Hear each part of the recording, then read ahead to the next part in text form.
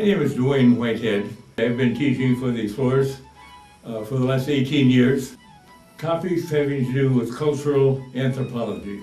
I know a lot about sociology, and the sociology of cities and that sort of thing leaves me cold. But cultural anthropology is about people, where they came from, why they went there, and what they have done, how they built civilizations, and problems associated with people at various parts of the world at various times.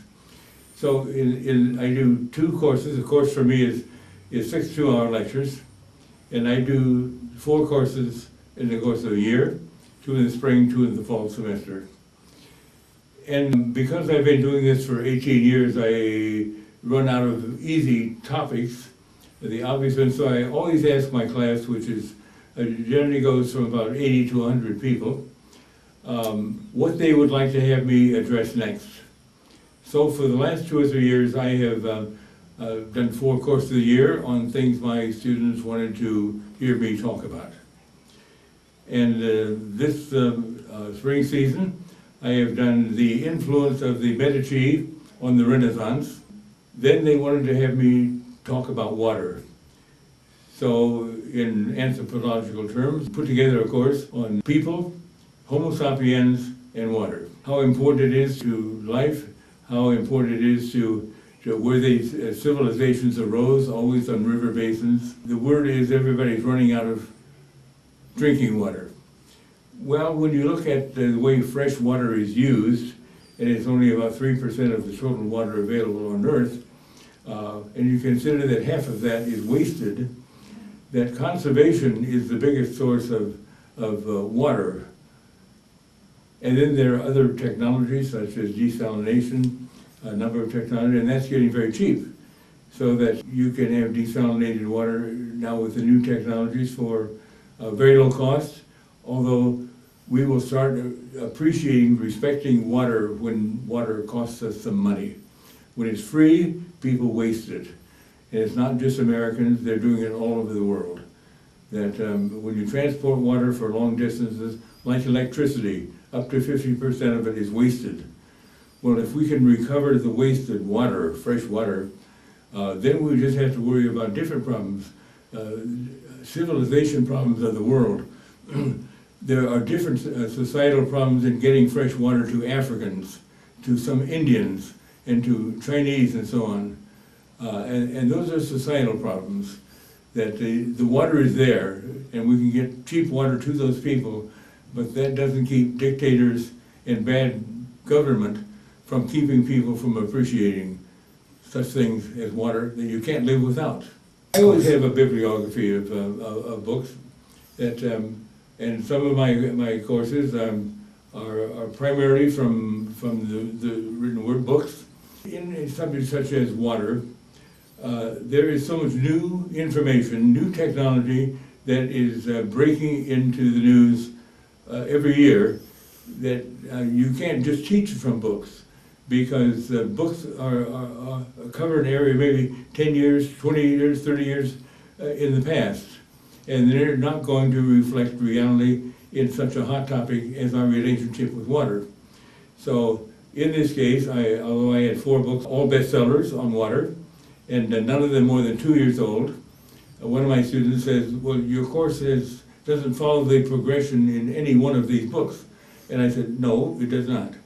I said they are interesting background, and I read them all, but every feature aspect that I thought was worth including in a lecture, I went to the internet and got the best sources of information, and some of these were absolutely current, such as the MIT Symposium on Desalination Processes of April of this year.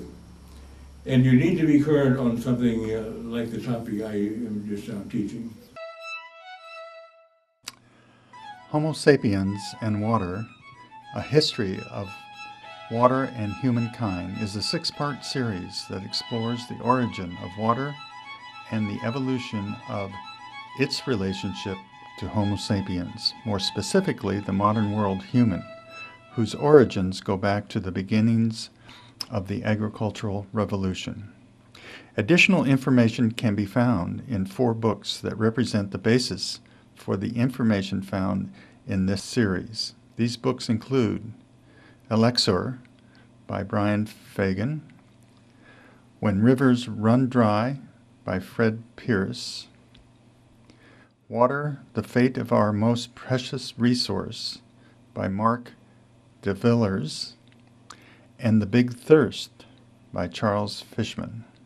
Part 1 of this series, we ask the question, where did water come from?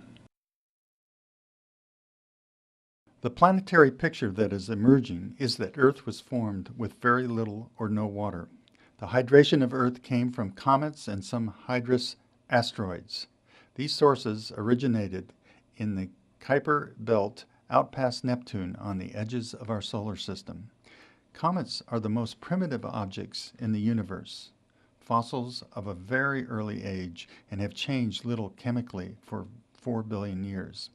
Currently, in our solar system, asteroids are more numerous, 70% of our visitations versus 30% for comets.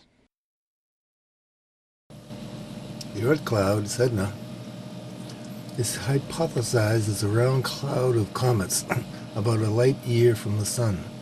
4 billion years ago, the cloud was pulled away by gravitational pull of the big planets, and our solar system was filled with icy projectiles that rained on Earth and Moon for the first billion years of its existence. Carrying a load of dissolved chemicals, they melted, and our water has been here since. In the first billion years, a water-rich atmosphere gradually built up around the Earth from comets that impacted the Earth. Asteroids, also hitting the Earth, deposited chemicals and some metals that were dissolved in the water, including amino acids known to be the vital element of life. It is hypothesized that some of these comets absorbed large quantities of the 6 noble gases, helium, neon, argon, krypton, xenon, and radon, forming the different kinds of water that makes life on Earth possible, like heavy water and regular light water. Each planet has its own type of water. In the depths of space, an isotope of hydrogen called deuterium bonds with an ion of oxygen, forming heavy water. Tastes like water but boils and freezes at different temperatures. Comets have all the noble gases and other chemicals such as silicates, interplanetary dust, and amino acids considered the building blocks for a biogenetic activity. They came at Earth at 120,000 miles per hour and made our oceans. Besides being a life-supporting element for all living things, plant and animal, water is a great solvent. As earth water filters through rock, sand, and gravel for purification, it is dissolving some of the rock and chemicals that give the various tastes we occur to our favorite water. It is a perfect solvent for salt, and all of the water in our oceans contains salt.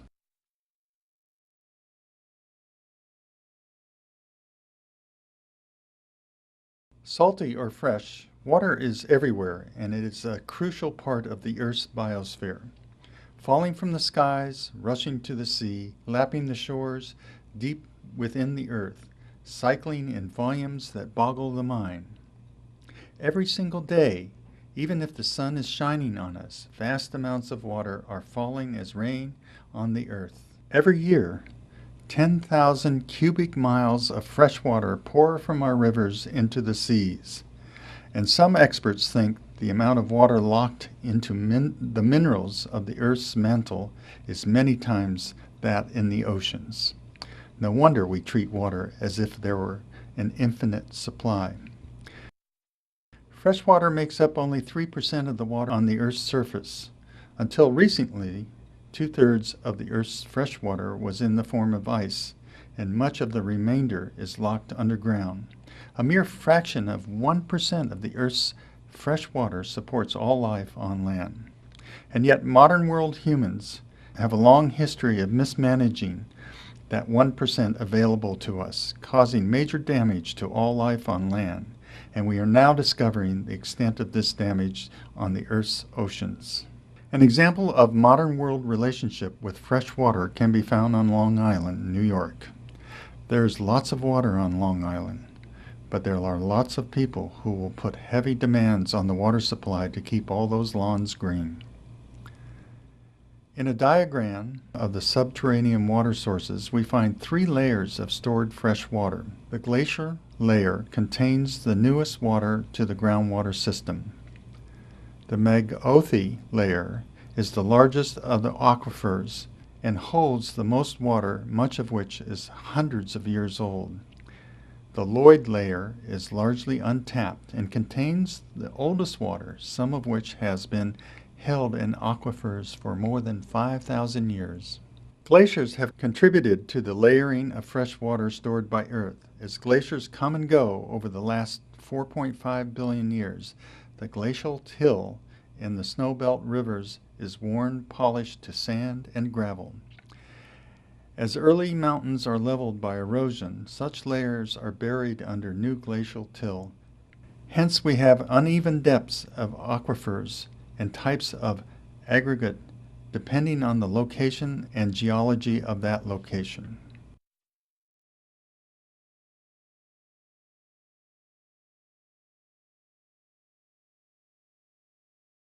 Gravel is worn and polished stones in glacial till in river conditions.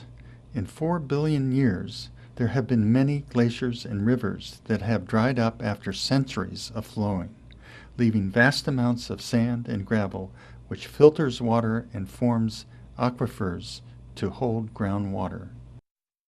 The building of mountains through subduction of the tectonic plates traps water underground also. Originally, in Earth's history, a steeper angle subduction occurred. An example of such mountain formations can be found in the mountain ranges of the Andes of South America. A shallower subduction angles occurred in later periods of Earth's history, forming mountains similar to the North American Rockies.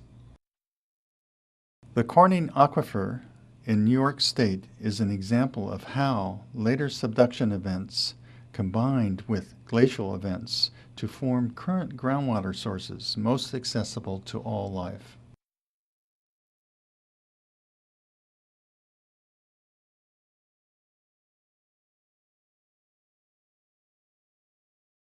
In Montana, the Missoula Aquifer has similar origins which can be appreciated at the fork of the Clark and the Bitterroot rivers.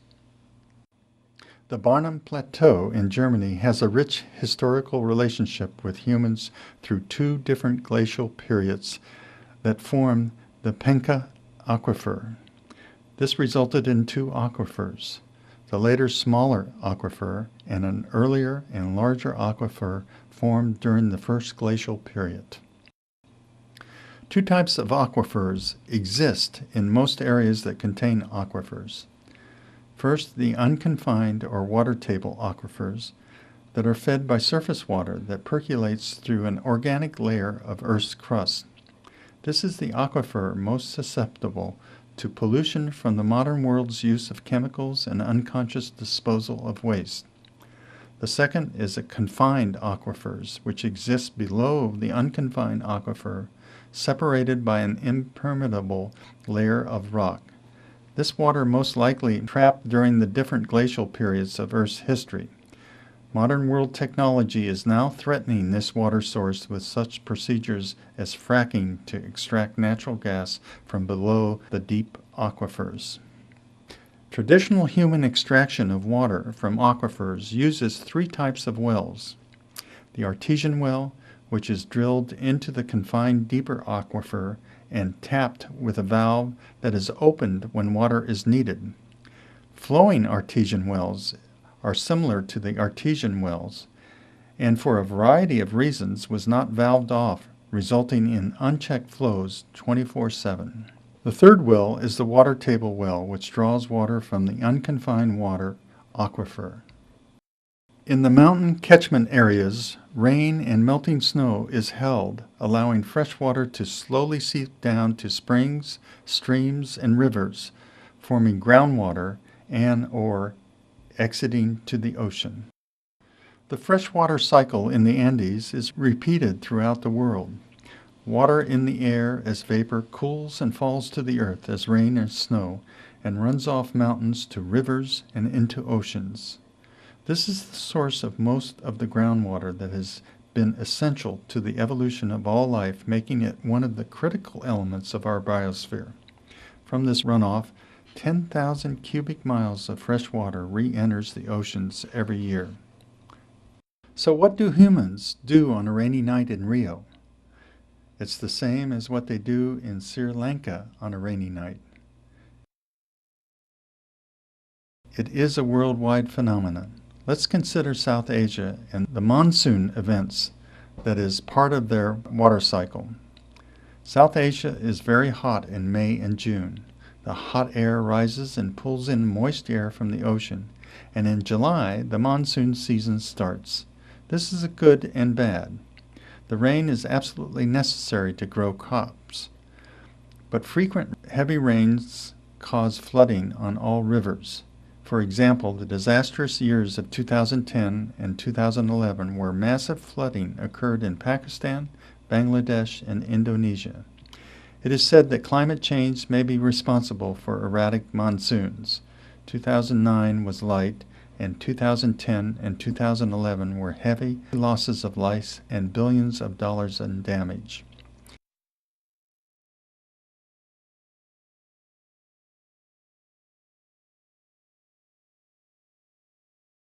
"4,000 years of agriculture in Asia have challenged the modern world humans in this area to provide water management policies and technology for the most extreme conditions. When management was beyond available technology, millions of people died from flood or famine. Water management developed in the river valleys along with the first civilizations. Man-made control systems built 2,000 years BCE are still in place today. Water management means not only controlling flood flows, but also keeping the life-saving waters for the dry seasons. In those days, people did not know about the vast amounts of fresh water in underground aquifers. In Sri Lanka, known as Ceylon, until 1972, there are man-made lakes, carved stone reservoirs with sluice gates, some dating from the early 2300s BCE. One such area was the center of 135 square miles of agriculture, including wet rice cultivation. Other reservoirs on the north side of the river stored water for domestic use and regular dry agriculture. Sri Lanka, at the southern tip of continental India, experiences the full brunt of the monsoons. The abundant rivers gave the human inhabitants many opportunities for water management. Buddhist temple complexes were the most efficient. Buddhist temples were the very disciplinary and organizational center for life, agriculture, and water management. Men dug these vast lakes for freshwater storage by hand, like the Chinese built the Great Wall. The sluice gates, shown at the lower right, have been modernized on ancient rock and masonry. They control the water between the levels. The force of the violent flooding over the years has deposited very large boulders at the dam sluice. Drinking water was delivered from irrigation water and was purified through the use of settling tanks, shown here. Stairways help water carriers access the gradual shrinking water level and made possible the annual cleaning of the sediment. At each tank, the water drain is about 10 inches above the bottom, so sediment can settle and be removed on regular cleaning days.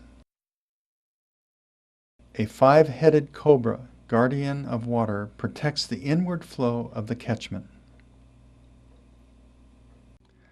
Water exits a tank through a sluice in the dam and heads elsewhere by canal. End of the line, a slanted sluice will send water to a farmer's field when it is his turn. The end product is rice, which uses much water. Sluice gates were opened between levels during the 2011 floods.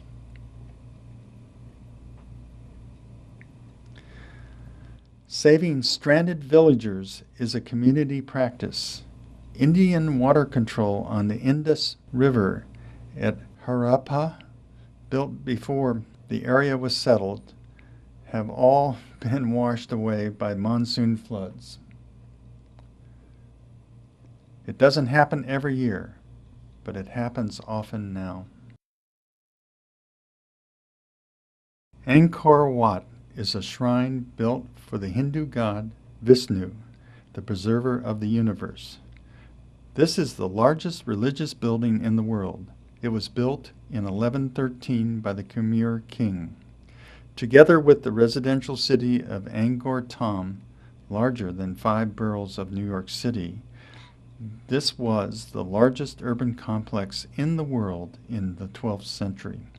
At the center is a huge carved stone shrine to Vishnu. About 750,000 people lived here, a place built on water. The Mekong River is the longest in the world. It starts with snowmelt high in the Himalayas and empties into the ocean in the Vietnam Delta. In the land of Cambodia, next to Vietnam, not on the Mekong, but connected to the Mekong by a tributary, is the ancient shrine city of Angkor Wat and Angkor Thom. For the last 10 years, Australian, Cambodian, and French scholars have been mapping the land of Angkor and its hitherland, 1,158 square miles. We now know that Angkor developed a huge network of channels, embankments, and reservoirs covering 386 square miles, which unfold like a giant jigsaw puzzle of tanks, shrines, hamlets, and long abandoned embankments, a hitherland that is as much water as land. Man-made tanks and reservoirs are interconnected to provide a cushion for floods and drought, where wet culture rice feeds almost 1 million people. The designs are precise. The cut stone blocks that line all the tanks, canals, and reservoirs are perfectly fitted in dry stone architecture. The direction is exact in its alignment with the cardinal points. Carefully managed water systems support one of the biggest urbanized civilizations of the ancient world. 3 large barrays were at the center. To the north, between the Kulin Hills and the West Barray, was a collector and a flow management system of channels and embankments that spread water and directed it southward. The so-called Great North Channel ran for 15.5 miles from the northern hills to the north gate of the Angkor Wat. The system formed a complex grid of long, linear embankments and channels that aligned on the cardinal directions with numerous right-angled turns and cross-channels that directed flow and controlled the sediment rate. Many options for directing waters, including zigzag canals and at least one giant masonry spillway, 150 feet wide by 290 feet long, built of interlocking stone blocks with a gradient of 2.5%. The purpose of this part spillway and part dam was to divert water to a long canal that changed the course of the Reap River toward the East Baray. Excess floodwaters could be directed into the floodplain and Lake Tonle Sap, the largest freshwater lake in Cambodia. The blue line is the Mekong River on this map. Angkor Wat is on 2 tributaries where water backs up into the water management system, another buffer for torrential monsoon floods. Angkor Thom was a non-shrine part of the community. It had an entrance. It was a planned community. Monsoon rains are quick and violent and not sufficient to support wet rice culture.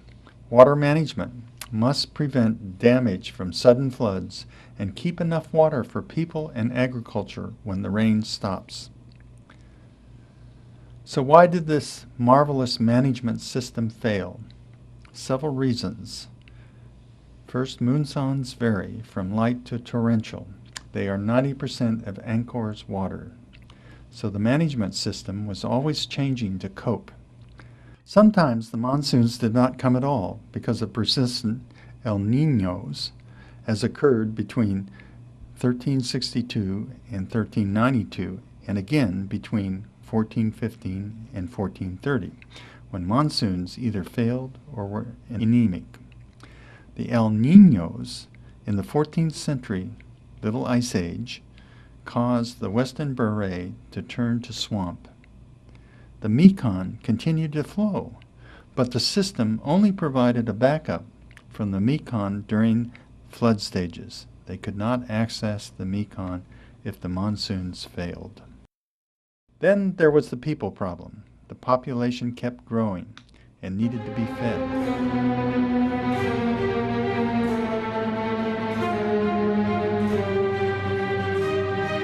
Such complicated management systems needed dedicated leaders who were not always there. The regular maintenance and cleaning required thousands of men. Repairing major flood damage and cleanup must have been overwhelming. Wars would interrupt this kind of people's intensive work. Maybe wars diverted manpower from the sacred work of maintaining the life flow of water to manage wars that were ultimately the cause of the end. Monsoon rains last year caused the worst flooding in history. All workable flood management systems of Angkor Wat are long gone. Nature seems to always win. Please join us next month when we will discuss aquifers.